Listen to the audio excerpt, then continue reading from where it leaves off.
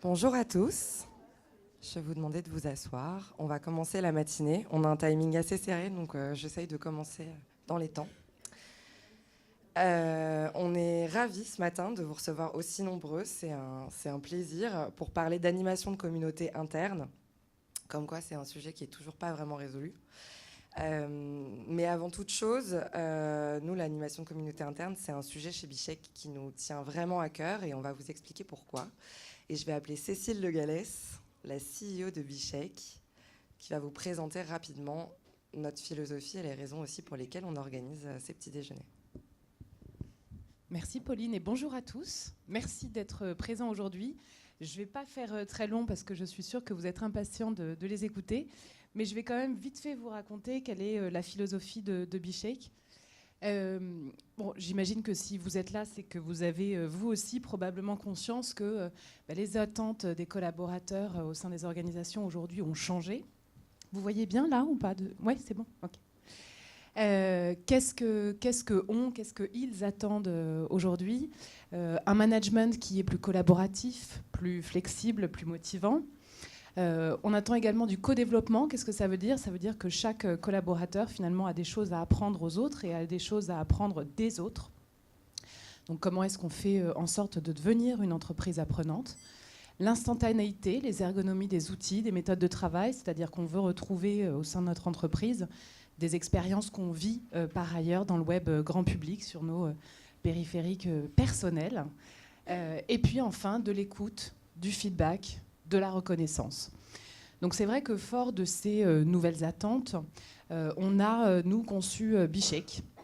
Donc Bichec, c'est une plateforme, c'est une solution technologique qui peut soit être pluguée directement à vos outils métiers, parce qu'on a conscience que les entreprises ont, depuis plusieurs années, déployé des solutions qui se veulent communicantes, sociales, de partage. Donc l'idée, c'est évidemment pas de dire on va tout chambouler et on va écraser ce que vous avez déjà, mais plutôt de se dire comment est-ce qu'on peut faire parler des nouvelles solutions avec un écosystème métier que vous avez déjà. Donc Bichec peut se plugger à ce que vous avez déjà, ou évidemment, si ce ne sont pas le type d'outils et d'usages que vous avez déjà déployés, eh bien Bichec peut aussi être déployé ad hoc, from scratch, pour justement traiter les différents usages qu'on vient d'évoquer. Dans les grandes lignes, ces usages, c'est des usages de communication interne qu'on appelle maintenant multidirectionnels ou faciles comme un tweet. Donc on est vraiment sur des notions de temps réel, sur des notions de live. Le deuxième point, c'est du partage de connaissances, et vraiment en peer-to-peer, employee-to-employee. C'est plus joli encore que collaborateur de collaborateur, mais bon, le principe est là. Et puis enfin, on va libérer, on est vraiment dans la culture de l'idéation, la culture du feedback. Donc, en d'autres termes, on met en place les moyens, les outils qui vont bien pour permettre aux collaborateurs de s'exprimer plus librement. On ne va pas parler non plus totalement de casser les silos, mais c'est quand même la philosophie qu'il y a derrière. Maintenant, évidemment, on a conscience que vous avez déjà des choses au sein de votre organisation. Donc l'idée, c'est pas non plus de, encore une fois, de tout chambouler, mais plutôt quand même de vous dire en quelques mots ce qui nous différencie. Nous, on est vraiment sur des expériences qui sont similaires à ce que, encore une fois, vous allez vivre sur Pinterest, Twitter, LinkedIn, Facebook. Donc on a pris un peu le meilleur de tous ces mondes-là et on l'a mis dans un seul et même outil. On est très vidéo-oriented. Il faut savoir qu'on vient du monde à la fois de l'événement et de l'événement digitalisé. Le fait que vous soyez ici au sein d'Hopscotch Group n'est pas un hasard. On est une filiale du groupe Hopscotch depuis 7 ans maintenant. Et donc, effectivement, ça m'emmène au troisième point, qui est la gestion des événements. Hopscotch, pour ceux qui ne connaissent peut-être pas, c'est un des plus grands groupes de communication, et notamment communication événementielle en France. Et donc le fait d'avoir grandi au sein d'un groupe comme celui-ci, c'est aussi grandir aux côtés de gens qui organisent quotidiennement des actions de communication, et notamment des actions de communication événementielles. Donc comment est-ce qu'un outil peut servir des besoins à la fois d'organisateurs et de participants à des momentum qui viennent rythmer la vie de l'événement, la vie de l'entreprise, pardon. Et puis enfin, une newsletter intégrée, une app autour du MOOC. Donc on est vraiment non pas sur des LMS et du e-learning, mais vraiment le MOOC comme on le vit dans le web grand public. Et puis enfin la gamification qui est au cœur de tous nos outils et qui va justement permettre d'engager les collaborateurs à travers des mécaniques de points ou de gains de points intelligents. Plus je suis engagé dans la communauté, plus je gagne des points, et donc plus je suis considéré comme un influenceur au sein de cette communauté. J'ai fini, c'était rapide. De toute façon, il y a plein de gens bichets ici, donc n'hésitez pas à venir vous voir. Pauline, Tanguy qui est juste derrière et moi, on sera là, on peut répondre à toutes vos questions. Et je vais désormais laisser le floor à Pauline ou à Philippe, je ne sais plus. À Philippe directement. Voilà, je vais les laisser se présenter. Merci à tous. Philippe qui anime ce matin, qui anime la table ronde ce matin. Bonjour, merci d'être venu ce matin. Donc moi je suis Philippe Alberola, on va passer très vite, mais je m'occupe ici dans le groupe Hopscotch d'une structure qui s'appelle Human to Human. Cette structure existe depuis 2003 avec une idée très simple et qui est déjà contenue dans le nom, c'était que le web allait changer la relation entre les gens, hein, simplement. On se l'est dit très tôt, et que ça allait pas être du machine to machine, mais que ça allait être des gens qui allaient être derrière tout ça, qu'il allait falloir les embarquer dans la transformation, dans la compréhension des usages, etc. Tout ce que vous vivez au quotidien et qui aujourd'hui a pris une importance assez considérable. Donc voilà, on est très tourné vers la compréhension de l'opinion, qu'est-ce qui se passe sur le web, la gestion de la réputation pour les entreprises, comment on crée de nouvelles relations, comment on engage les gens. Et ça depuis 2003 avec tout un tas de clients. Mais voilà, on aura un peu de temps après si ça vous intéresse pour qu'on en discute. Je pense qu'on va laisser la parole à nos trois invités. Je vous invite à vous asseoir là, peut-être ça sera plus facile. Oui. On voulait s'excuser aussi de la part de Marie-Laure Frémont qui n'a pas pu se joindre à nous, qui a quelques urgences à gérer, comme vous pouvez certainement l'imaginer, et qui n'a pas pu se joindre à nous et qui en est désolée. Voilà, je vous donne la parole. Ok, je vous propose peut-être de vous présenter succinctement, même si vous avez derrière vous un PowerPoint qui présente vos profils, mais peut-être nous dire un peu qui vous êtes, dans quelle structure vous êtes, et puis rappeler, même si les structures sont très connues, ce que ça représente en termes de population, et après on reviendra plus en détail sur vos projets. Bonjour à tous, je suis Virginie Ringler, donc je travaille au sein du groupe Covea. Donc Covea, c'est une assurance mutualiste qui regroupe trois mutuelles que vous connaissez peut-être, trois marques que vous connaissez, MMA, MAF et GMF. Et donc ça représente 22 000 collaborateurs en France et 26 000 à l'international. Donc moi, je me suis présentée comme community manager interne, mais en fait, de manière plus globale, je suis chargée de conseil et d'organisation. Et en fait, je suis vraiment multicasquette. Donc finalement, le community management interne, c'est une partie de mes missions. En fait, on travaille beaucoup en mode projet. Donc j'étais vraiment community manager interne au moment du lancement de notre premier RSE en 2014, où là on était une cellule dédiée, on était 6 community managers internes pour accompagner les 22 000 collaborateurs dans cette nouvelle aventure. Là aujourd'hui on lance une workplace avec du coup un RSE intégré, et là du coup le projet est complètement différent. Donc là, on est plus dans une optique de tous community managers, et voilà, que chaque métier, chaque direction prenne en fait le sujet en main. C'est bon, bonjour à tous. Donc, je m'appelle Aurélie Vasseur, je suis Internal Community Manager à Ubisoft. Donc Ubisoft, ça représente 15 000 collaborateurs à travers le monde. Je travaille essentiellement en anglais. On est une équipe de 5 divisée entre Paris et Montréal. Et notre priorité à nous, ça ne va pas forcément être simplement de la communication, de l'engagement, mais surtout du partage de savoir, du partage de connaissances, et faire en sorte que les bons savoirs atterrissent au bon moment et dans les mains des bonnes personnes. Voilà. Et Sylvain Hudelot, bonjour, je fais partie d'Orange. J'ai le titre de Global Community Manager. Pourquoi Global ? Parce qu'on est sur un terrain de jeu de 30 000 communautés, 120 000 inscrits sur 150 000 collaborateurs. Et nous, notre enjeu, c'est d'accompagner la transformation. On vient de quitter la RH après 8 ans de bons et loyaux services, et on est partie prenante de la direction de la transformation du groupe Orange. Parfait, merci beaucoup. C'est intéressant, on a 3 structures assez différentes et 3 expériences. Alors, on va peut-être commencer par le vif du sujet. Vous avez tous les 3 des expériences de réseau social d'entreprise. Je pense qu'ici, beaucoup de gens se posent la question de comment on le fait vivre et comment on arrive à le faire décoller. Donc on serait curieux de vous entendre et nous dire peut-être chacun et chacune comment vous avez fait dans vos entreprises respectives justement pour faire prendre le réseau social, sachant que vous avez encore une fois des structures de profil et d'histoires très très différentes. Donc je pense que vous avez chacun et chacune employé des moyens un peu différents. Donc allez-y, qui veut prendre la parole en premier? Je veux bien. Donc moi, il faut savoir que je suis assez junior quand même. Ça fait 1 an bientôt que je suis dans la boîte. J'ai commencé en tant que stagiaire pour un stage de fin d'études et ça fait 6 mois que je suis permanente. Donc ce que je peux dire, c'est qu'il y a un taux d'adoption énorme pour notre réseau social interne. Il faut savoir aussi que c'est un réseau social interne qui est custom. C'est nous qui l'avons fait. Il a 7 ans maintenant et on a un taux d'adoption d'environ 75%. C'est-à-dire que chaque collaborateur dans la boîte va au moins 1 fois par mois sur le réseau. Quelles sont nos astuces pour un taux d'adoption pareil?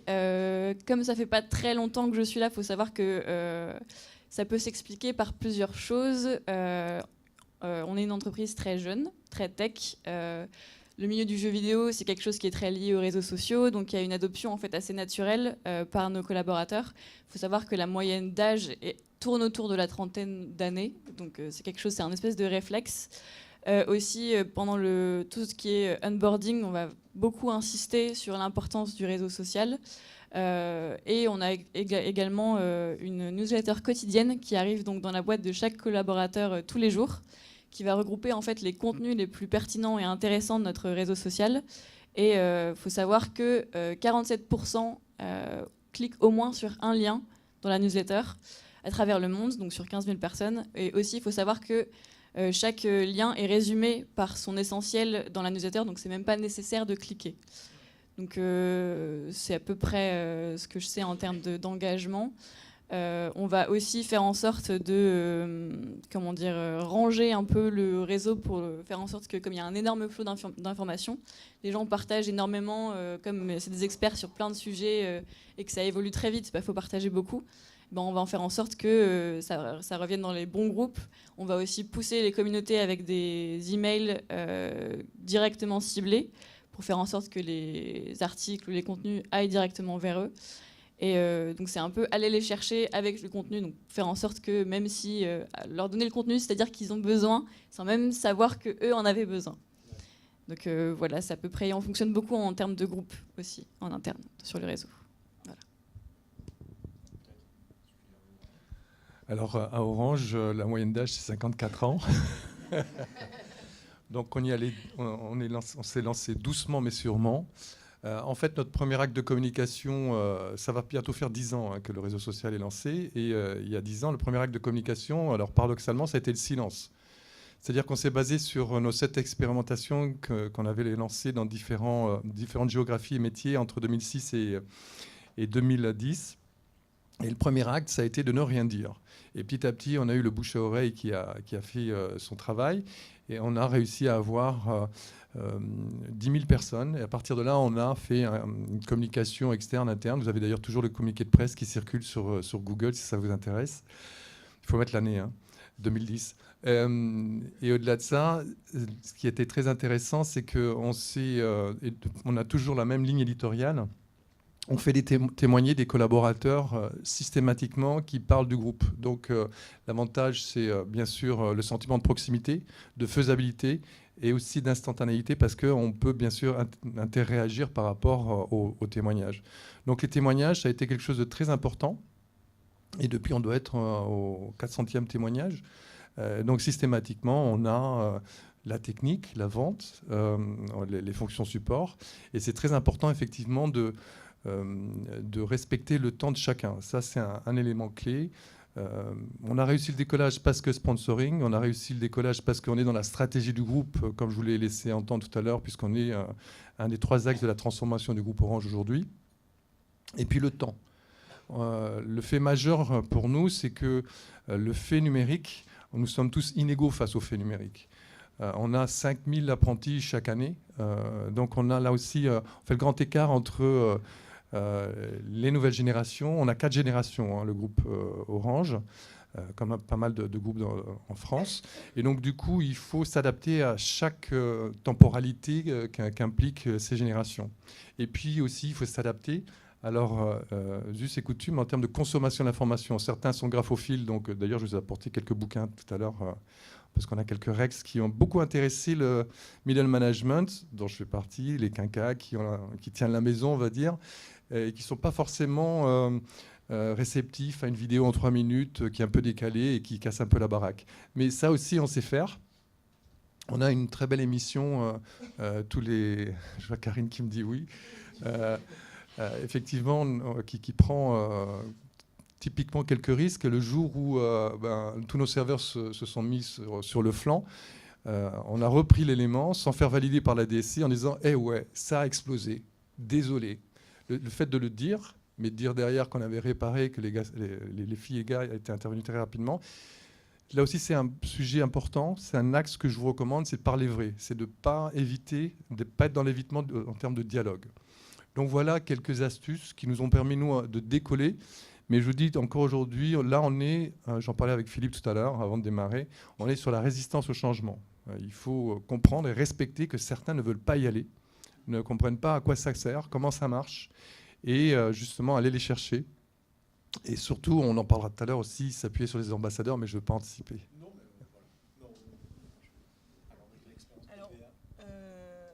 Moi, je rejoins un petit peu ce que dit Sylvain en termes de contexte. En fait, donc le groupe Covea, la moyenne d'âge, je ne la connais pas exactement, mais je pense que c'est entre 45 et 50 ans, voire peut-être même plus.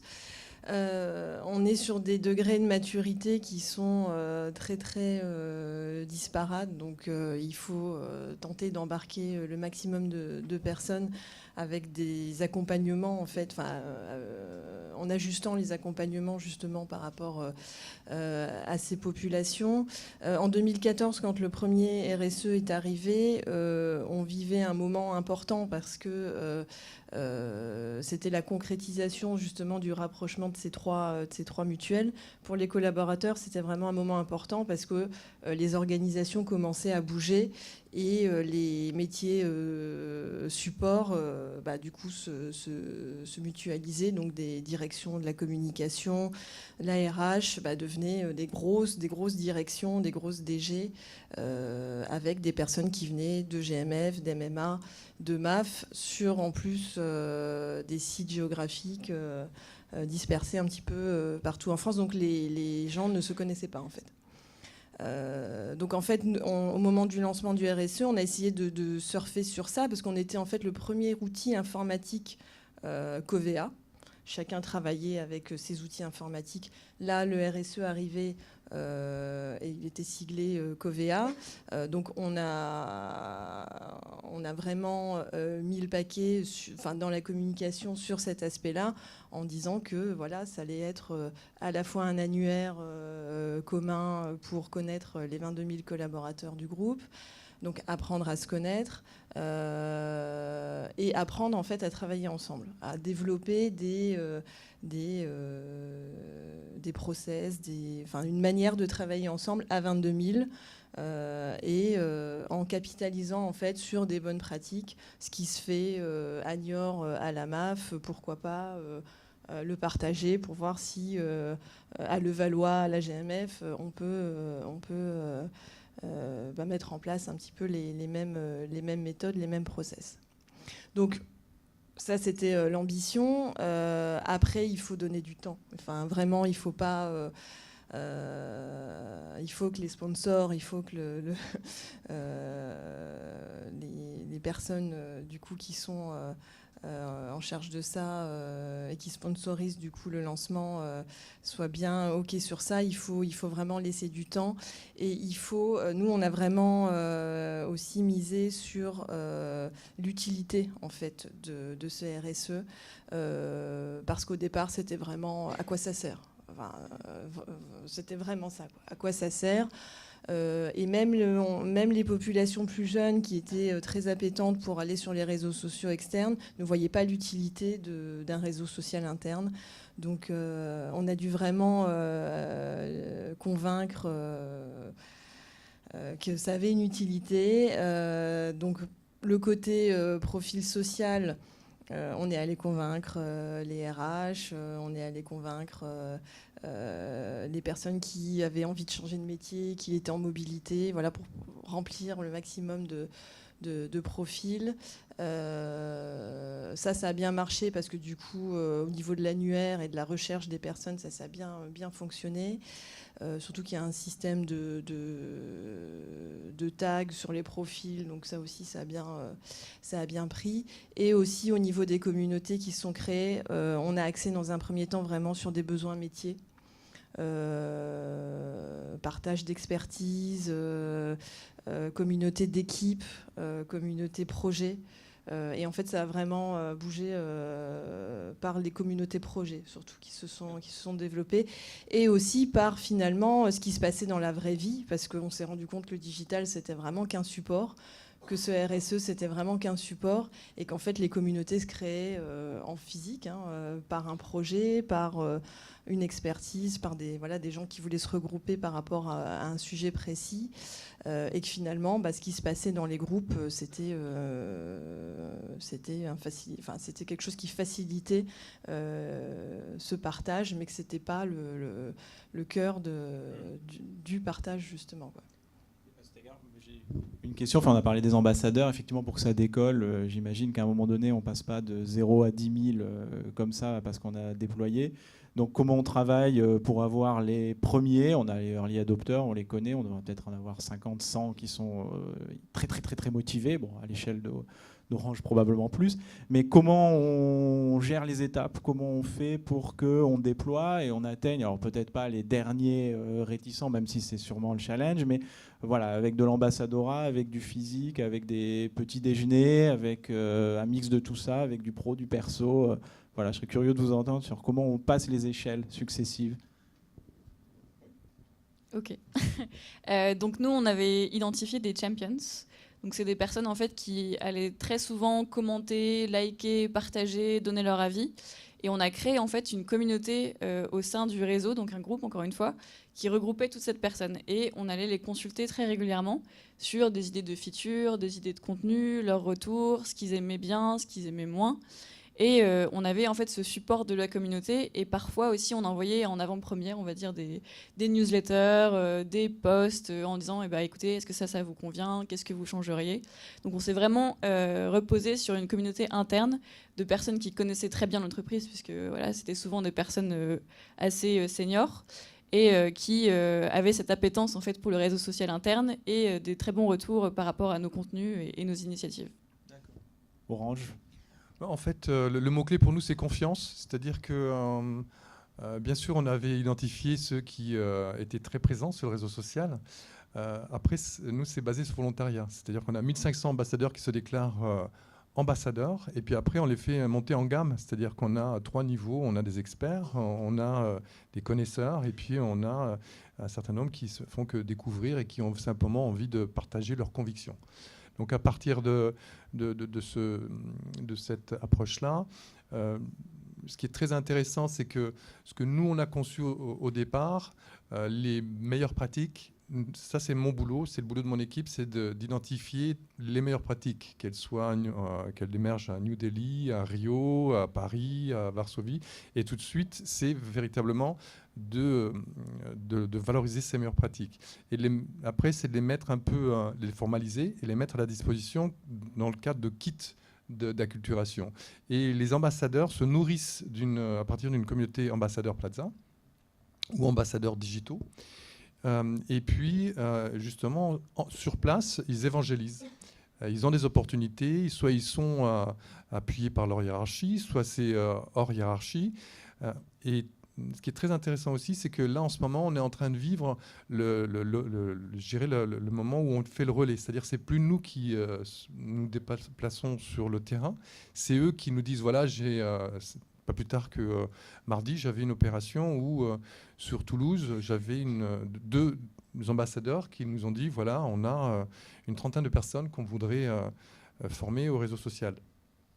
Et on leur a envoyé les éléments, on a fait une petite réunion en amont, et c'est eux qui deviennent les Global Community Managers quelque part. Donc ça, c'est très important de très rapidement, une fois que vous avez une vue assez claire sur comment acculturer, c'est de transmettre. C'est de surtout être dans une posture de transparence également. Nous, les ambassadeurs, un peu comme Aurélie, on les a tout de suite sollicités en amont. On a un comité utilisateur qui infirme ou confirme l'évolution de notre réseau social. Ce sont les premiers en avance de phase à connaître telle ou telle évolution du réseau social. Donc voilà, c'est toute une approche un peu que l'on connaît tous, d'animation de réseau. Mais le fait majeur pour moi, c'est à un moment, il faut être en retrait et transmettre et ne pas avoir peur à ce que ce soit eux, les community managers, un peu à votre place. C'est tout à fait ça.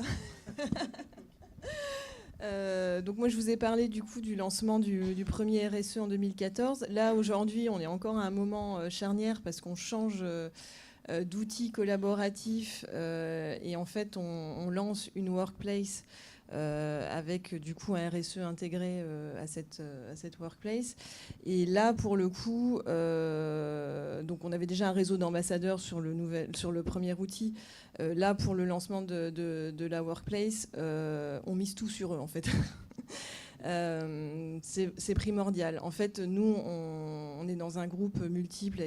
C'est des métiers de l'assurance, mais avec des historiques très, très différents. Donc, en fait, dans chaque entité, dans chaque direction, finalement, eux qui connaissent bien l'environnement adaptent en fait leur accompagnement par rapport aux besoins vraiment propres de chaque entité. Et du coup, on a des profils très différents d'ambassadeurs. Certains, là pour le lancement, certains prennent en main à 100% l'accompagnement des collaborateurs de leur entité. Nous, on leur fournit des supports, on les coach, on les forme de manière intensive, on les met au courant, bien sûr. Ils sont dans le projet, embarqués dans le projet depuis le début. Donc il y a ce profil où vraiment ils sont des community managers internes et ils vont même faire le pilotage en fait des groupes, des communautés qui vont se créer dans leur entité. D'autres ont plus un rôle de porter la bonne parole, ils sont peut-être proches du DG et du coup ils ont aussi ces entrées-là. Certains ont décidé de travailler en partenariat avec les référents de com des directions pour monter des actions d'accompagnement. Et d'autres font appel justement à nous. Alors nous, j'en ai pas parlé, mais moi je travaille dans une entité qui s'appelle l'Agence des transformations. Et on est une agence intégrée en fait dans le groupe Covea et on fait de l'accompagnement du changement. Et donc moi je suis en charge aussi du change sur le lancement de cette workplace. Donc certains ambassadeurs font aussi appel à moi et à mes collègues pour mettre en place des actions plus ciblées.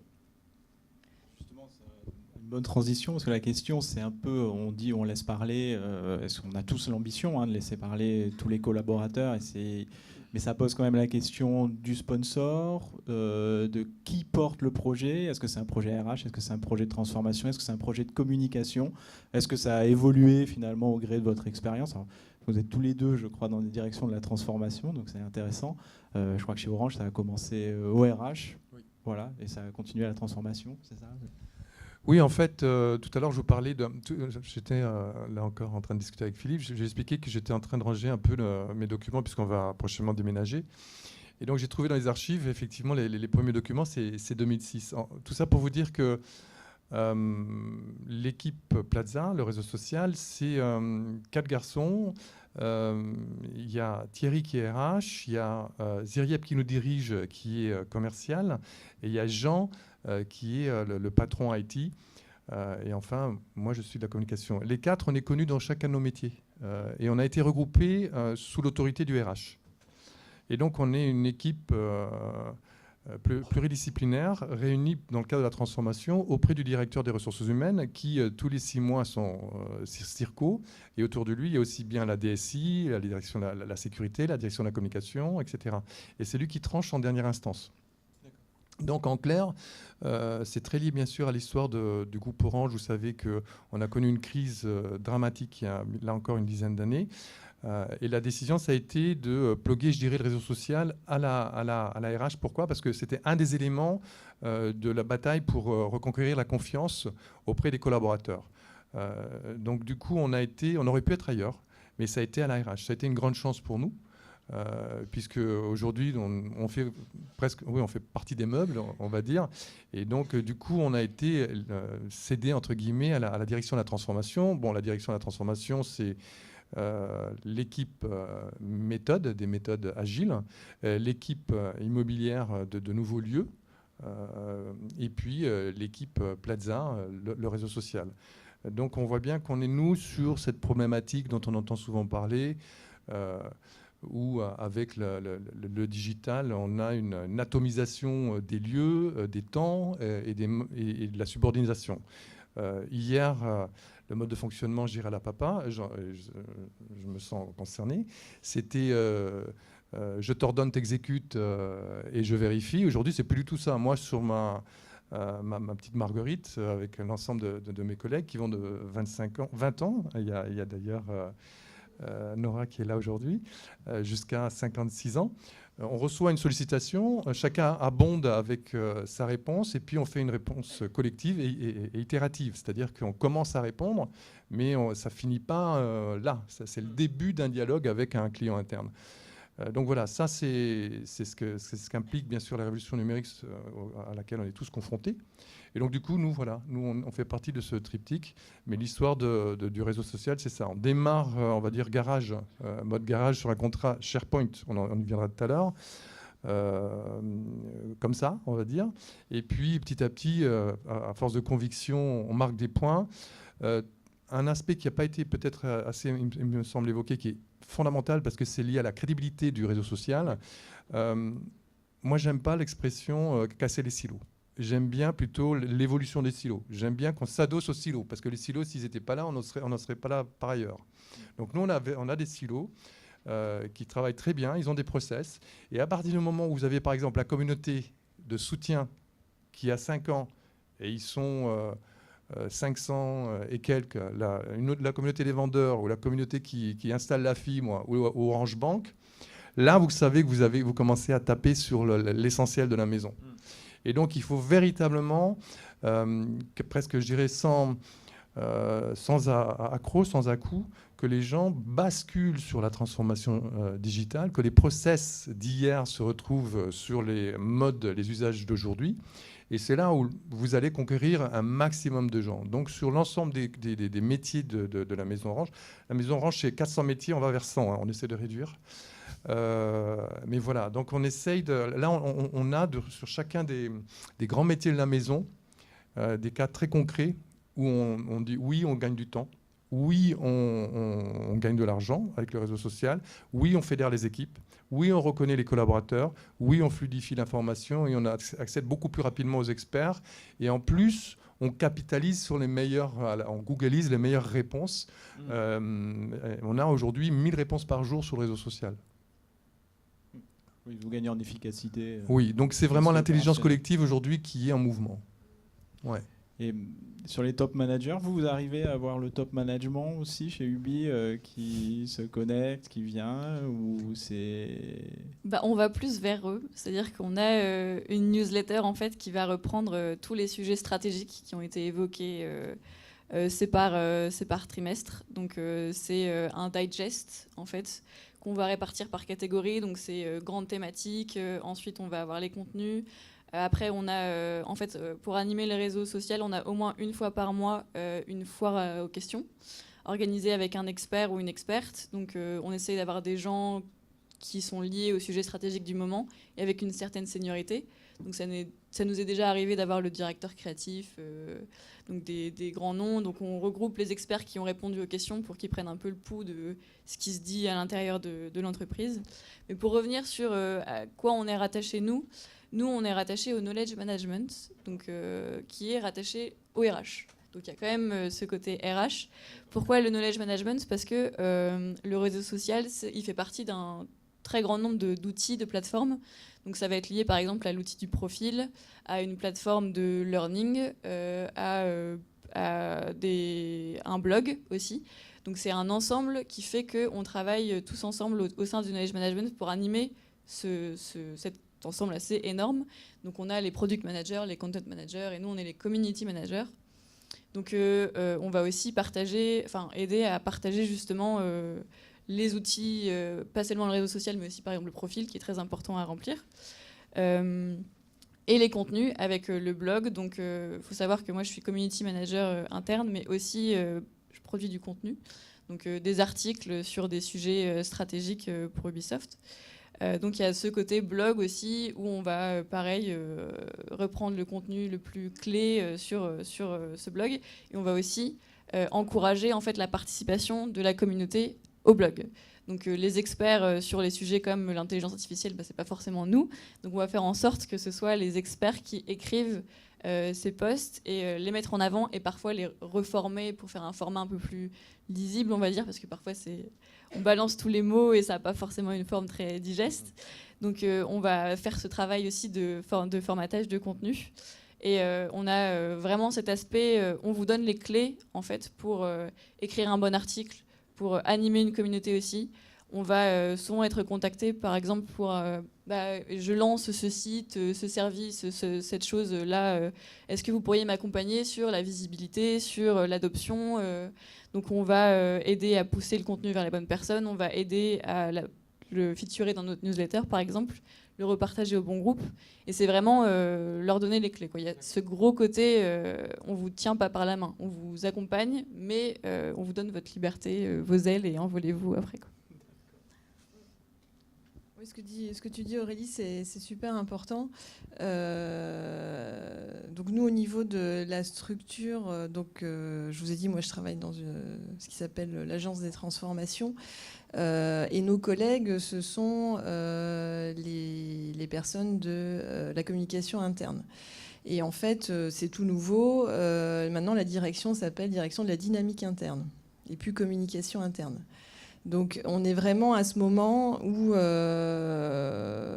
les chargés de com, avec leur mission classique, sont en train en fait de monter en compétence carrément sur des missions de community management et d'accompagnement. De la même manière qu'ils accompagnent des directions dans leur plan de communication, là ils vont aussi du coup accompagner ces directions en termes d'animation, de dispositifs, de prise de parole des collaborateurs, de production de contenu par les collaborateurs.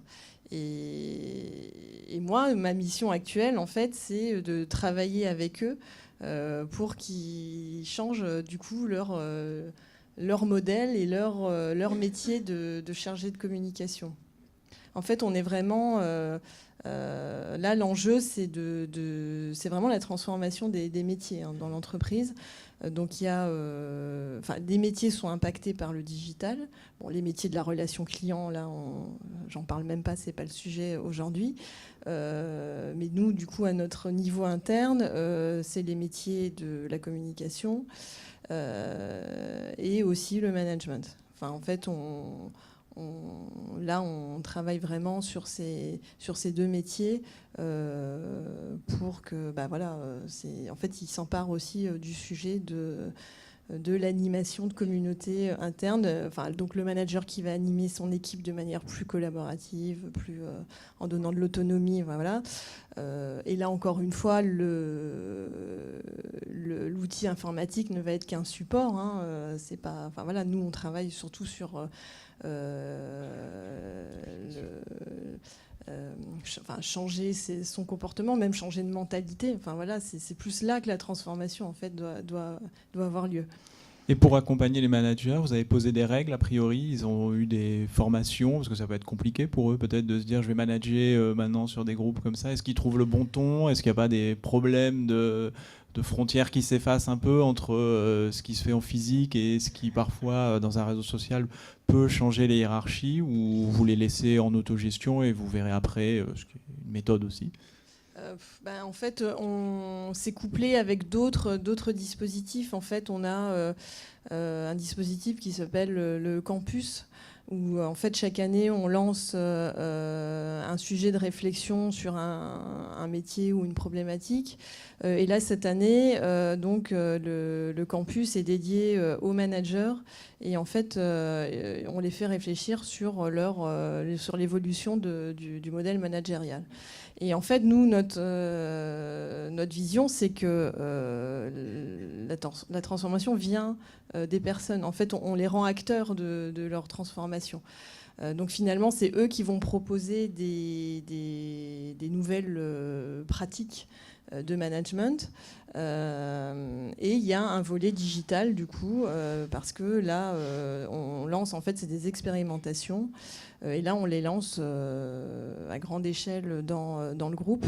Et finalement, encore une fois, là, le digital va être peut-être facilitant et donner des clés. Mais ce n'est pas par l'outil qu'on va changer les mentalités ou changer des pratiques. C'est d'abord le... Voilà, ouais. Ah si.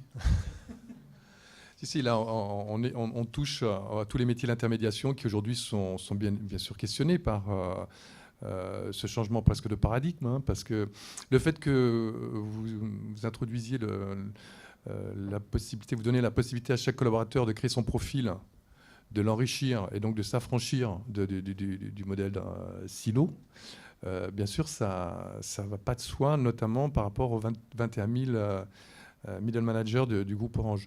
Donc nous, le premier acte, ça a été de dire, là encore, il y a presque une dizaine d'années, vous m'en voudrez pas, mais c'était de dire, on vous demande pas d'être leader sur cette affaire-là. On vous demande pas d'être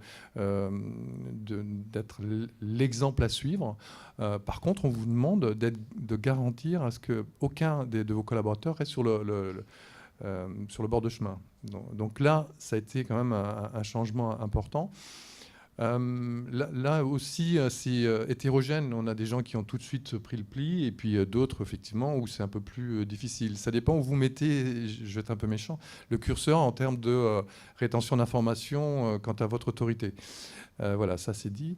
Mais au-delà de ça, ce qui était super intéressant, typiquement l'année dernière, on a travaillé sur identifier les peurs. Donc, peur du changement, peur de se perdre dans l'info-obésité, le labyrinthe que représente la donnée sur les réseaux internes. Et puis, peur de perdre son autorité, c'était un des points. Et donc, on a attendu Halloween et puis on a identifié 6 peurs qu'on a bien sûr appelées les citrouilles. Et du coup, là où on a pris un peu à contre-pied le mode de communication, c'est qu'on a fait, là encore, oyez, braves gens, est-ce que vous voulez témoigner? Et là, on a eu énormément de managers qui nous ont dit, la question c'était, est-ce que tu as perdu ton autorité? Donc, un avant et après réseau social, je dirais. Et donc, ils ont été très nombreux à vouloir participer. Donc, on avait comme ça une page où un peu, là encore, j'aime bien les fleurs. Hein, donc, on avait un peu la marguerite avec plein de pétales. Et puis, chaque fois, c'était un témoignage, avant-après.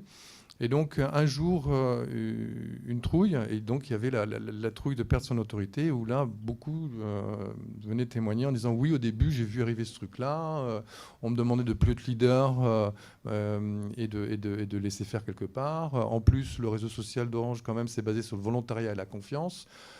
Jusqu'où la confiance, quoi. Et puis, en fait, oui, jouer la confiance, parce que, en définitive, nos collaborateurs sont éminemment responsables. Ils s'autorégulent. Et puis, petite histoire, on viendra peut-être sur cette notion de régulation. Nous, on a eu 10 cas où on a dû intervenir sur 100 000 personnes, 10 ans. Donc, vous voyez bien qu'on est dans la maîtrise quand même de ce que je dis, comment je le dis. Chacun d'entre nous aujourd'hui a différentes facettes, qu'elles soient sur Facebook, perso, LinkedIn, pro, Twitter, microblogging. Donc, là-dessus... il y a une culture de l'information aujourd'hui qui est éminemment démocratisée et également dans nos entreprises. Il n'y a pas de sujet de modération Si, mais pour revenir sur la régulation, c'est vrai que c'est un problème qu'on a eu, le fait de donner justement les clés à nos collaborateurs. Et pour animer une communauté, il faut que quelqu'un soit destiné à l'animer. Et beaucoup de personnes avaient des super idées, des super ambitions. On était prêts, on a une équipe de business analysts qui était prêts à leur fournir la plateforme la plus adaptée à leurs besoins. Mais s'il n'y a personne pour animer, bah, ça finit par cracher, il ne se passe plus rien. Et c'est un peu compliqué de former là-dessus parce que c'est un vrai métier et ça prend du temps. Et les gens qui justement veulent lancer ces communautés, c'est des gens assez seniors qui ont beaucoup de responsabilités déjà. Donc rajouter ça en plus, c'est complexe. Et ça a marché ou comment vous avez... Et bien c'est encore en discussion.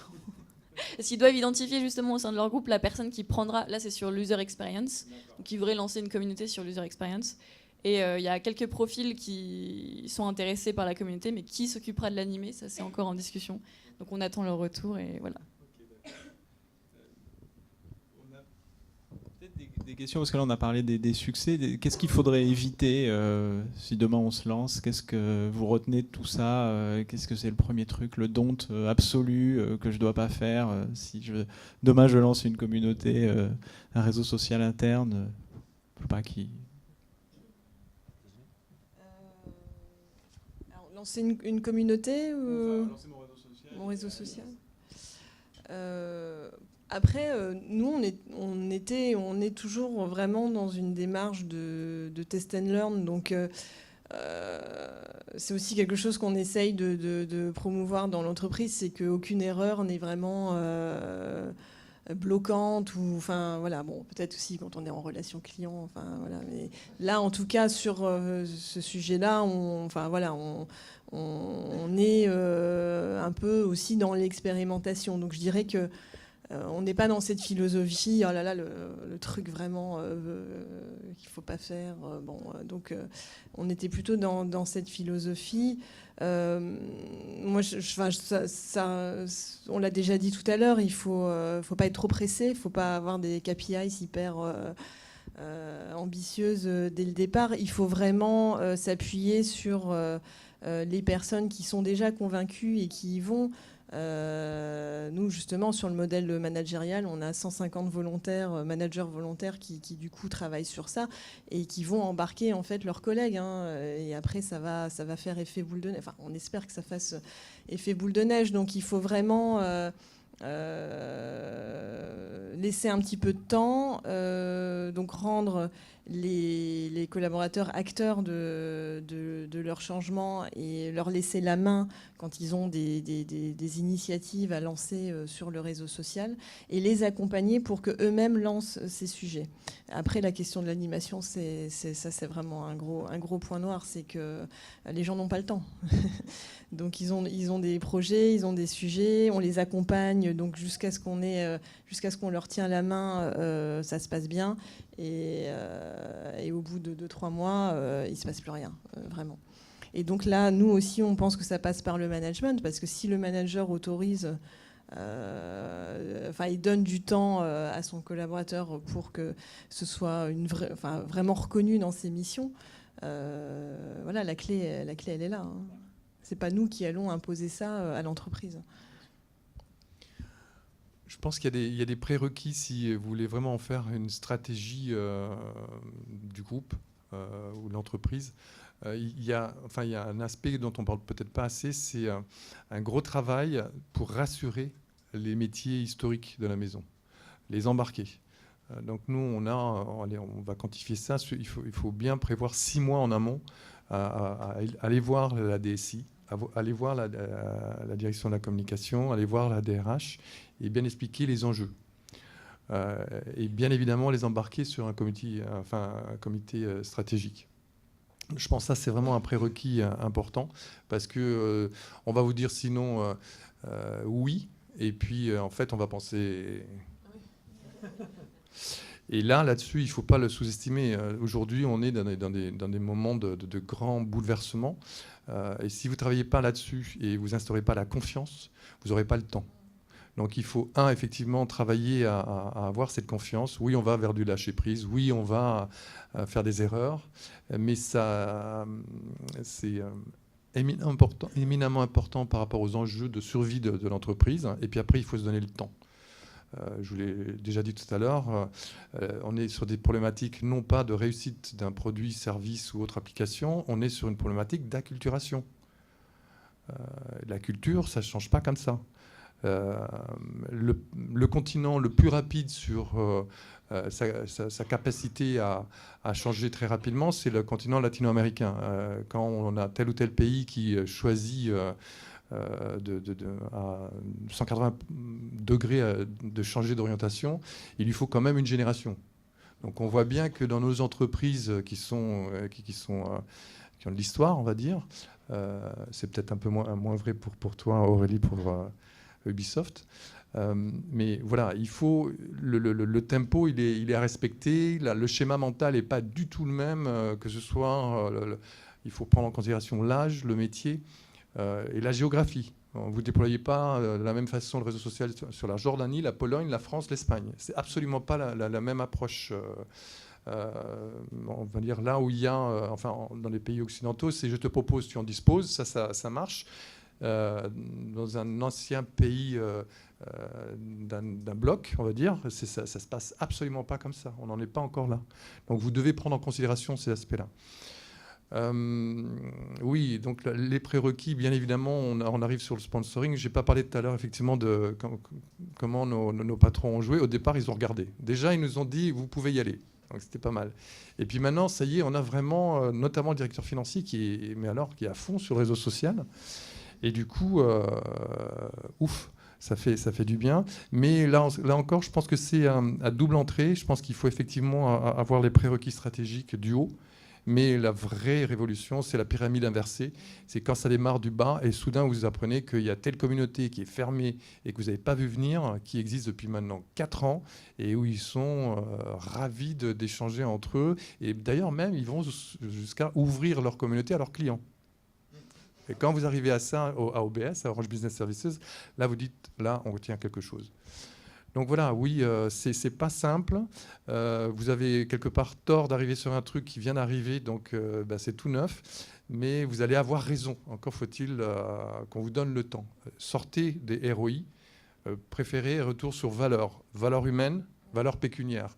Et élargissez un peu l'approche de vos hiérarchies. C'est le moment ou jamais, parce qu'ils sont eux-mêmes en pleine interrogation.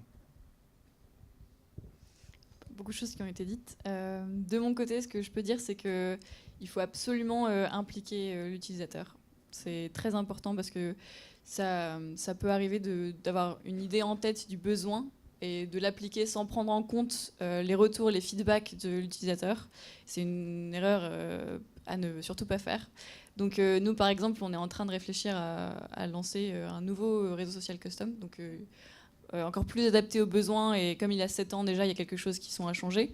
Et le plus important, c'est d'abord effectivement d'avoir le go des managers et du stratégique, mais aussi d'impliquer l'utilisateur pour être sûr que comme c'est eux qui vont faire vivre le réseau en premier, il faut qu'ils soient impliqués et que ce soit adapté à leurs besoins day one, quoi.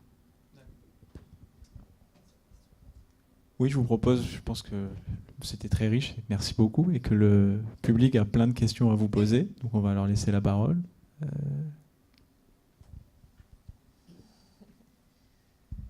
Bonjour, je m'appelle Nicolas, je travaille chez Ubisoft dans l'équipe d'Aurélie depuis 3 ans. Moi j'avais 2 questions pour Sylvain et Virginie. La première, c'est est-ce que vous avez un réseau social entreprise custom ou vous avez quelque chose qui existe sur le marché? Et la deuxième, quel est le taux d'adoption de votre côté auprès des salariés? Oui, qu'est-ce que vous entendez par custom? Fait maison. Fait maison ou alors, on a démarré par ça. Je vous parlais de cette expérimentation. Et puis, en fait, aujourd'hui, après avoir pris SharePoint, on a Jive. Je ne sais pas si ça répond à votre question. Et puis, après, les chiffres sur le réseau social interne, c'est 75 000 utilisateurs. Donc, nous aussi, c'est comme vous. C'est un acte au moins par mois. Pas manqué, hein, mais bien confirmé. Et puis, au-delà de ça, bon, je vous parlais de... Je réponds un peu à côté, mais ça nourrit un peu la réponse. On a donc 30 000 communautés, 10 000 actives. Et puis, nous, ce qui nous impressionne beaucoup, c'est qu'on a 1 500 000 documents. Tout à l'heure, je vous parlais de 1000 questions par jour. Donc voilà, je pense que l'affaire est bien lancée. Et aujourd'hui, voilà, on est vraiment sur un enjeu de laisser personne sur le bas-côté. Alors nous, le premier RSE a été lancé avec une solution IBM Connection, un petit peu customisé par l'informatique interne. Donc du coup, on ne l'avait pas en natif, il a été customisé pour Covea. Et là, on est en train du coup, de changer d'outil, mais alors complètement, puisqu'on lance une workplace avec Salesforce, avec la solution Salesforce. Donc qui est une solution qui a été achetée par l'entreprise pour des besoins de CRM, hein, de relations clients. Et là, le premier challenge, en fait, c'est de lancer une workplace avec cette solution avant même que les CRM soient lancés. Donc c'est vraiment un gros challenge pour les équipes informatiques, mais aussi pour nous en termes d'accompagnement. Parce qu'on travaille en méthode agile, enfin l'informatique travaille maintenant en méthode agile, et du coup nous aussi, parce que dans l'accompagnement, ça veut dire que tous les 3 mois, on va avoir des releases, des nouvelles fonctionnalités qui vont arriver. Donc du coup, ça va être très... Enfin, ça va vraiment, pour nous aussi, changer beaucoup de choses. Là, on a un moment un petit peu de transition où on a encore le premier RSE qui fonctionne bien et qui est pas mal utilisé. Hein. Enfin là, du coup, j'ai plus les chiffres parce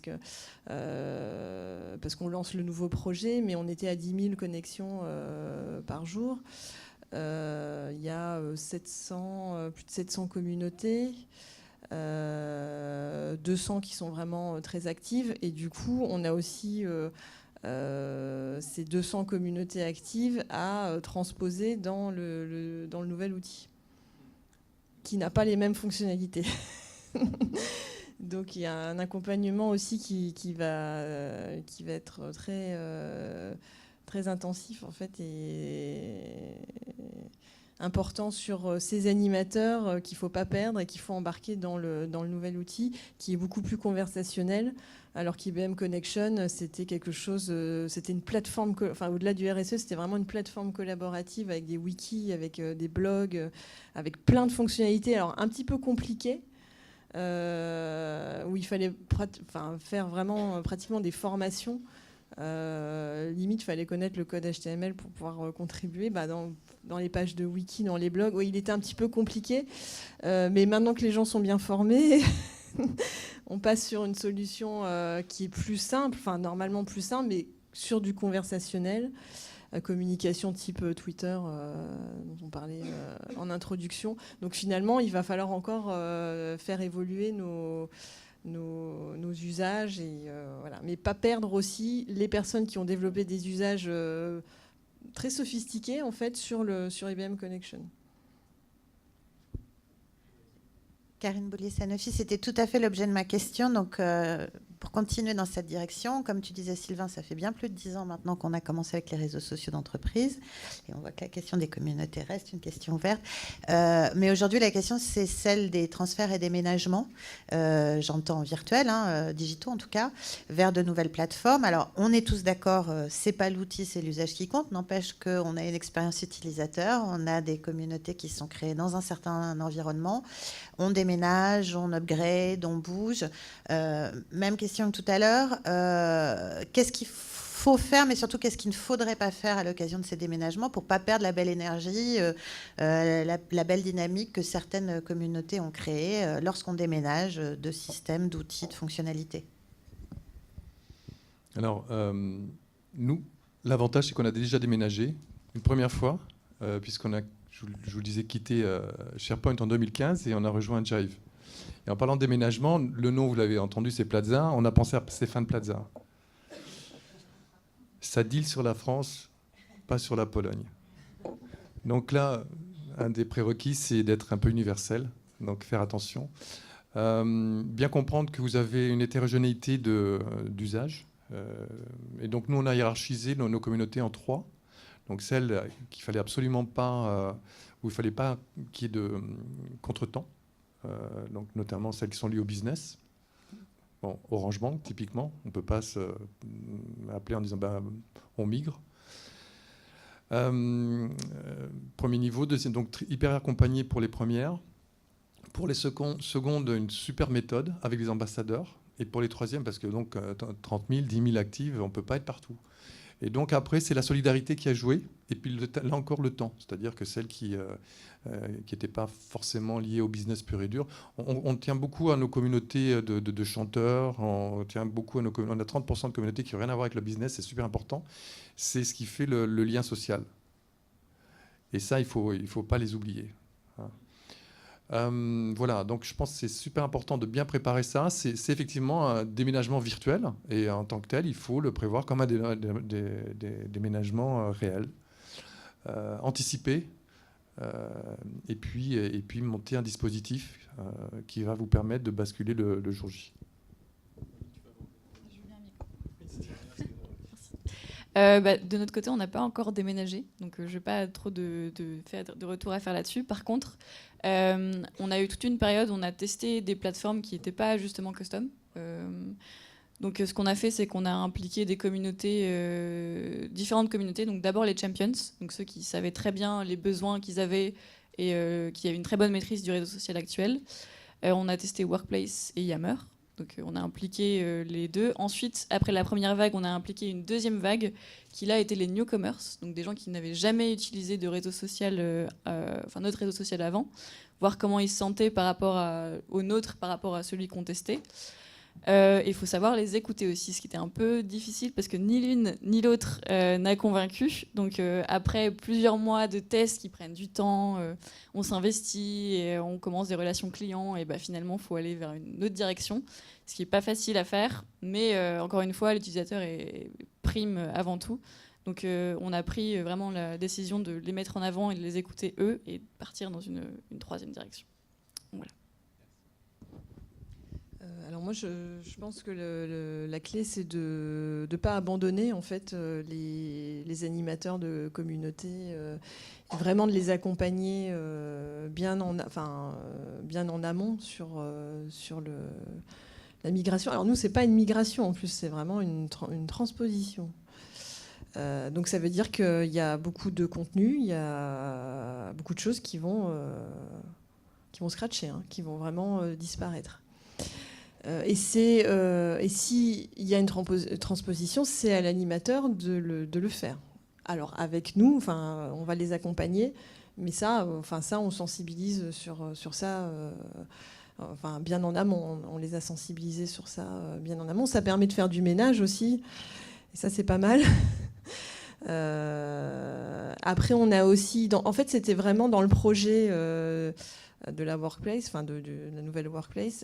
C'était un chantier à part entière, en fait, cette transposition des contenus et des usages. Donc c'est toujours un chantier qui court. Sur la transposition des contenus, en fait, on s'est rendu compte que beaucoup de métiers avaient utilisé du coup la plateforme pour faire leur référentiel métier. Donc là, il faut absolument qu'on les accompagne et qu'on leur trouve une solution en fait pour migrer ces contenus. Et là, du coup, c'est pris vraiment en charge par des chefs de projet qui cherchent des solutions pour répondre à leurs besoins. Donc partir vraiment du besoin métier là pour le coup. Voilà, on a une centaine, je crois, de communautés métiers. On les appelle les communautés essentielles. C'est celles-ci, il faut absolument qu'on trouve un moyen de les transposer. Oui, donc Valérie Leclèche, Radial. Donc nous avons lancé notre réseau social il y a 8-9 mois sur Salesforce, justement, pour échanger après. Ma question, c'est avez-vous lancé des programmes de gamification individuels ou collectifs, et notamment dans des sociétés où la moyenne d'âge est élevée? Est-ce que ça marche? J'aime bien l'expression Silver Surfer. Donc Silver Surfer, donc le surfeur au temps d'argent. Donc on a effectivement des gens qui adorent jouer, quel que soit l'âge. Et on est dans des codes de com où la vidéo et le jeu, si vous ne les embarquez pas sur le réseau social, vous n'êtes pas un réseau social quelque part. Donc la gamification. En plus, nous, on est sur... on a une direction qui s'occupe des jeux, donc ça aide un peu aussi. Mais voilà, on est tout le temps à essayer d'être sur... Je vous parlais tout à l'heure des citrouilles. On a fait aussi à Pâques, trouver l'œuf de Pâques avec des questions qui permettaient de passer de communauté en communauté, donc d'acculturer. Donc le jeu, c'est vraiment, je dirais, dans l'ADN des réseaux sociaux d'entreprise, si vous voulez vraiment réussir votre affaire. Et ainsi que la vidéo, hein, les deux. Donc c'est presque incontournable. Chez Ubisoft, le jeu, oui, c'est un peu... Étonnamment, on passe pas tellement par la gamification. En tout cas, du côté knowledge management, c'est peut-être plus pour la com pure.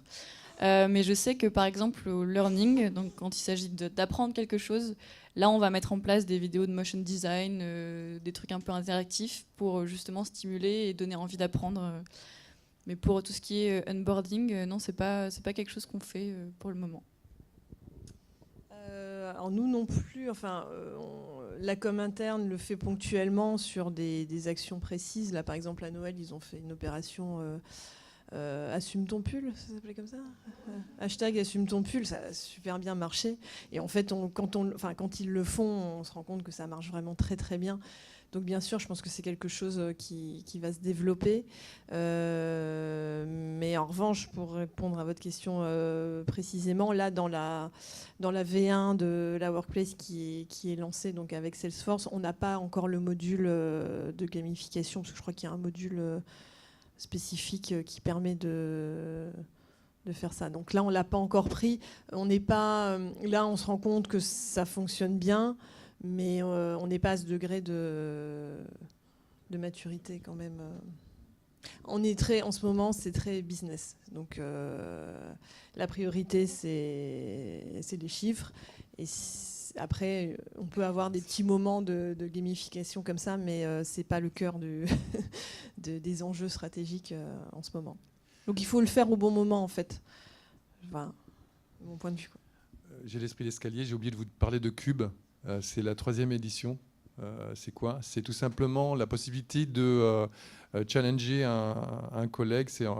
Les algorithmes nous permettent de le faire. Systématiquement, on a des questions sur la stratégie de l'entreprise. On a quelques secondes pour répondre et donc on a des duels. Et là, on arrive à la demi-finale en ce moment. Et c'est un truc qui fait un carton, qui permet de mettre l'ensemble des collaborateurs sur le même niveau bien sûr, d'appropriation de la culture de l'entreprise et de sa marque.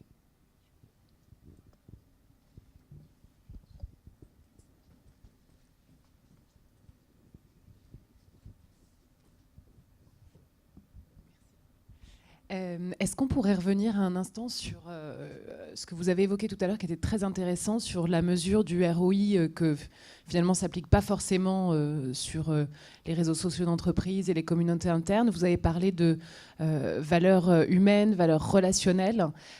Est-ce qu'il y a quand même des manières de le mesurer? Est-ce qu'on peut se fixer des caps?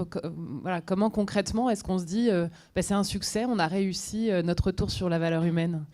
C'est vrai que c'est effectivement la difficulté, c'est-à-dire que ce n'est pas forcément mesurable. Par contre, on peut témoigner.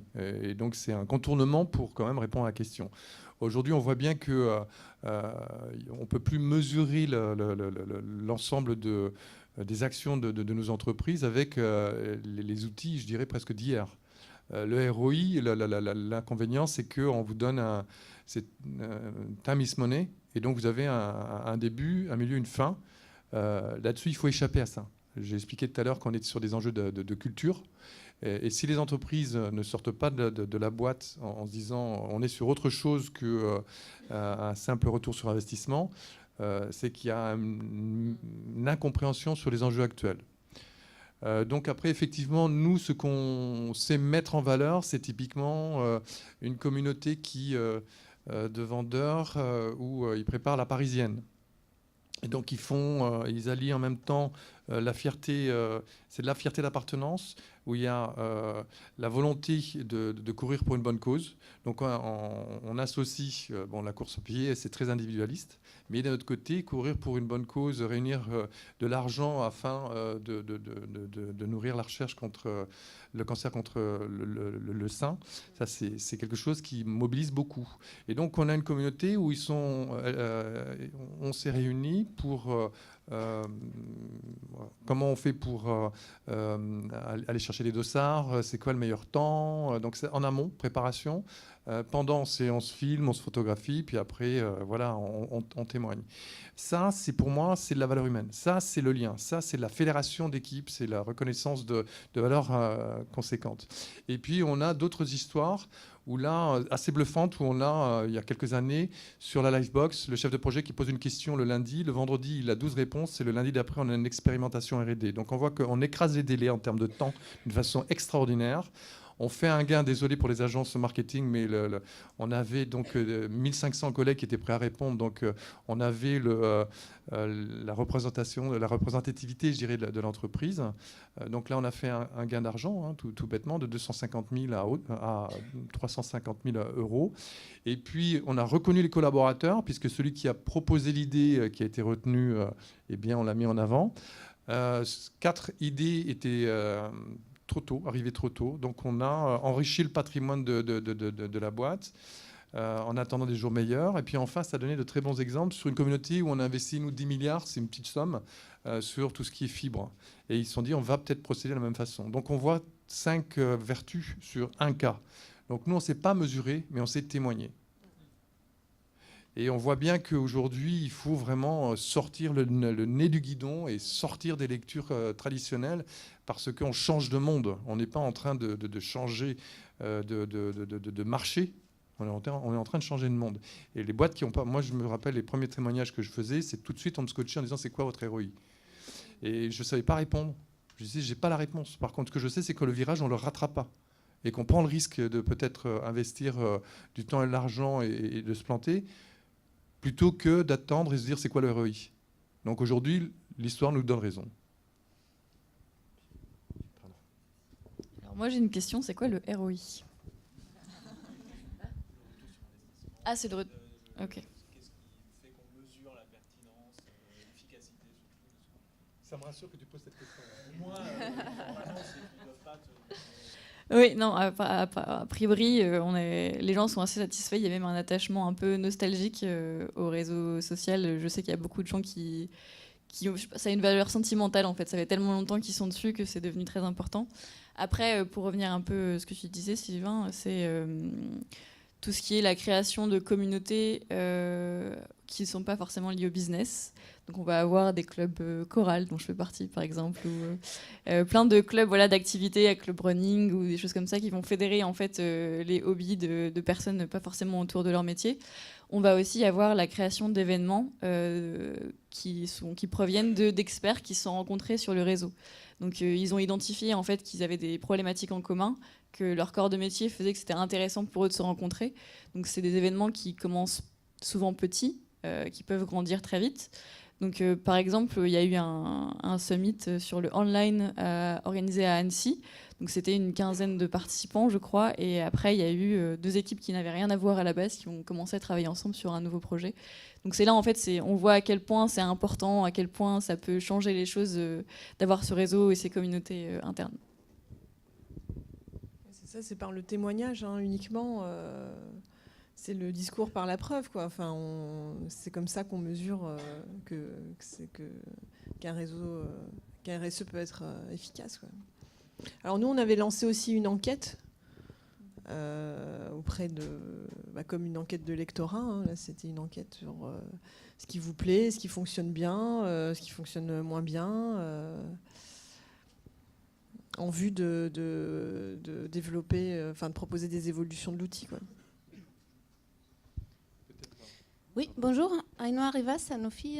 J'ai une question pour Aurélie. Vous avez parlé d'avoir testé Facebook et Yammer. Lesquels vous avez choisi et pourquoi surtout? Ni l'un ni l'autre. Pas Workplace, parce qu'il y avait énormément de doutes sur la sécurité. Donc c'est pas forcément le côté Facebook qui ressemble... Enfin, il y avait ça aussi, c'était un peu gênant. Mais vraiment, les collaborateurs, comme il y a une grosse part de confidentialité à Ubisoft... Ils n'étaient pas rassurés avec le fait d'utiliser Workplace. Vraiment, il y avait un rejet complet sur ce sujet particulièrement. Et Yammer, c'est vraiment pour des côtés plus esthétiques, communication. parce que Yammer, c'est très efficace, ça fait très, moi je trouve informatique, assez sec, assez aride. Et dans notre métier, il y a beaucoup de communications qui vont jouer sur le branding, rendre les posts un peu jolis, un peu plus lisibles. On allait sur du blogging un petit peu, encourager la communauté à participer et à créer du contenu. Et avec cette plateforme-là, ça donnait pas très envie de faire du contenu. Et pareil, en termes d'adoption, les chiffres étaient pas bons non plus, comme pour Workplace. Donc c'est ça qui nous a poussé à aller vers une troisième solution. Laquelle? Ah là là, ok. Il y avait en fait une vraie défiance par rapport à l'outil Workplace by Facebook, avec tous les scandales actuels. Et comme l'a précisé Aurélie, nous on est dans une industrie où la confidentialité, c'est des milliards et des milliards. Et donc du coup, aussi bien les utilisateurs que le top management n'avaient pas envie d'investir des sommes assez importantes dans un réseau social qui pose des questions. Voilà. Si je puis me permettre d'ajouter quelque chose, c'est qu'au-delà des besoins des utilisateurs, ce qui est déterminant dans le choix de l'outil, c'est vraiment ça, hein, parce que sur la confidentialité, où sont stockés les contenus, la décision qui vient d'en haut, elle se prend aussi beaucoup à ce niveau-là, et ce qui est normal. Nous aussi, on est sur un secteur d'activité concurrentiel, et IBM Connection avait été choisi aussi pour ça, quoi, pour son... Bon, maintenant, on passe sur Salesforce, qui est très sécurisé aussi, mais ça, c'est très, très important, enfin, pour la prise de décision du choix de l'outil. Dans la balance, ça pèse quand même lourd. Merci Aurélie. Pour Orange, la même chose. Si on a quitté SharePoint, c'était un peu aussi pour ça. Donc aujourd'hui, Jive, ce qu'on a pris de Jive, c'est sécurisé sur le territoire français, sur ce qu'on appelle le Fort Knox d'OBS, d'Orange Business Services, qui se trouve à Val-de-Reuil. Donc nos données nous appartiennent, et c'est aussi effectivement le jour où on a fait un état des lieux pour se poser la question vers quoi on voulait aller. Il y avait des soucis avec la NSA. Et bien sûr, la direction de la sécurité a joué son rôle en nous disant, voilà, il y a des prérequis et il faut véritablement veiller à bien cantonner ce qui fait la richesse, la data, sur le territoire. Si ce n'est pas hexagonal, c'est européen.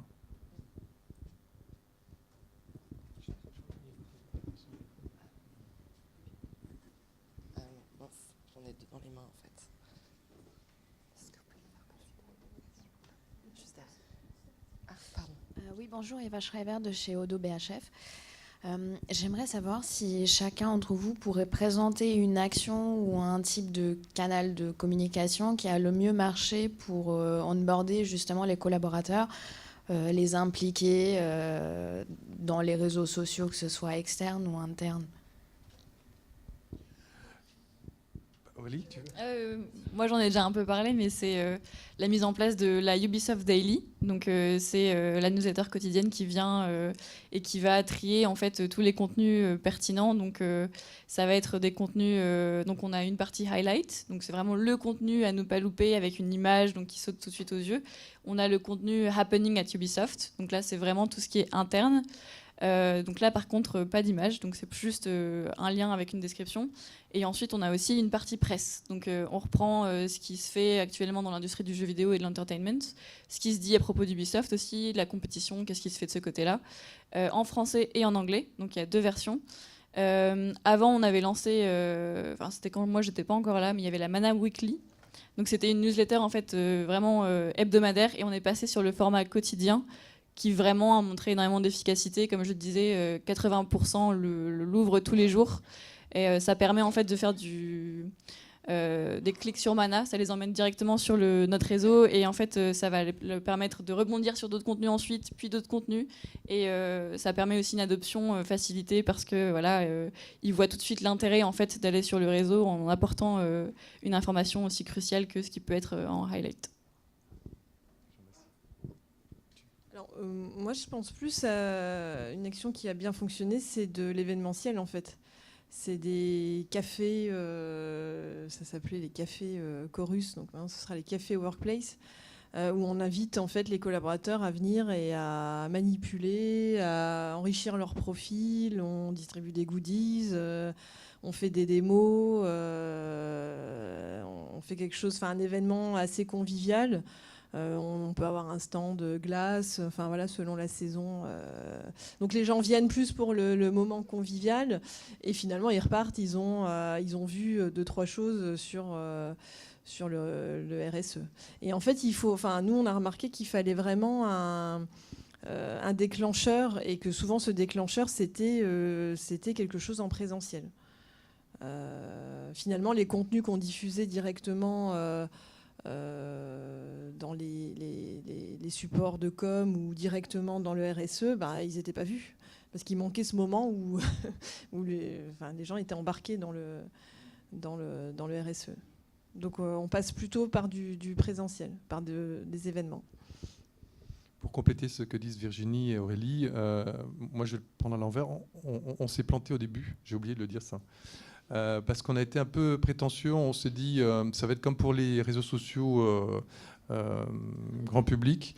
Je vous ai dit au début qu'on n'a rien dit et puis ça a embarqué, mais à un moment on a vu qu'il y avait ça calait, c'est-à-dire qu'au début on s'est dit on ne fera pas dilateur justement, et en définitive il n'y a pas de 2.0 on va dire épanoui si on ne passe pas par le 1.0 tout simplement. Parce que les gens ont des habitudes de consommation d'informations, soit ils vont la chercher, soit ils la reçoivent. Et si vous ne respectez pas ça, mauvais point. Donc on a créé une newsletter. Mais par contre, moi, ce où j'ai une conviction forte et qui n'est pas démentie aujourd'hui, c'est de faire témoigner ceux qui pratiquent. Il n'y a rien de mieux que de voir son voisin s'y mettre, se lancer, essuyer les galères éventuellement au premier passage. C'est mieux qu'avoir des super mannequins sur un papier glacé, mais qui est très éloigné. Donc moi, l'authenticité avant tout, la proximité, et puis aussi le fait d'être dans l'instantanéité. Ça, c'est aujourd'hui, on le voit. On complète notre dispositif. Donc aujourd'hui, l'highlighter, on ne l'a plus. Mais par contre, on est sur cette fameuse vidéo où chaque fois, on a Margot Kals qui s'en occupe. Donc c'est une information, c'est l'effet marquant en 3 minutes, maximum 3:30. Et par contre, la puissance de feu, c'est qu'elle interagit immédiatement. Et donc on voit un peu quelqu'un qui crève l'écran, un peu comme Woody Allen, vous savez, sur La Rose du Caire. Il y a quelqu'un qui traverse l'écran et Margot, elle répond instantanément. Et donc, du coup, ça, c'est quelque chose qui engrange énormément de confiance. L'authenticité, la sincérité, c'est quelque chose que vous devez pratiquer, un peu presque à contre-emploi de ce que font nos collègues de la communication. D'ailleurs, on n'en a peut-être pas parlé, mais nous, on a l'intranet qui donne le top-down, et nous, on vient témoigner avec des communautés, le réseau social. Et donc les deux, nous sommes ensemble sur une répartition de qui communique sur quoi, sous quel angle. Et ça marche très bien. Voilà, donc pour moi, le fait majeur, et là on est toujours sur la définition même d'un réseau social, c'est les hommes et les femmes avant tout.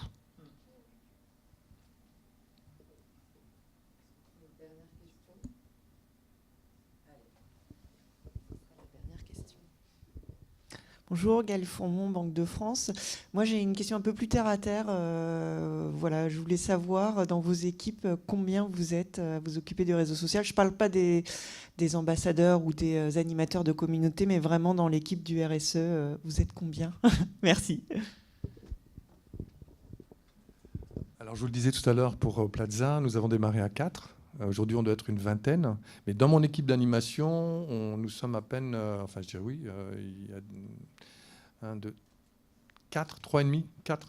3,5, pourquoi? Parce qu'on a simplement de Orange Consulting qui est auprès de vous aussi, je crois, qui nous accompagne. Donc, le vrai secret pour moi, c'est vraiment fédérer les énergies. Et donc, les ambassadeurs, pour ça...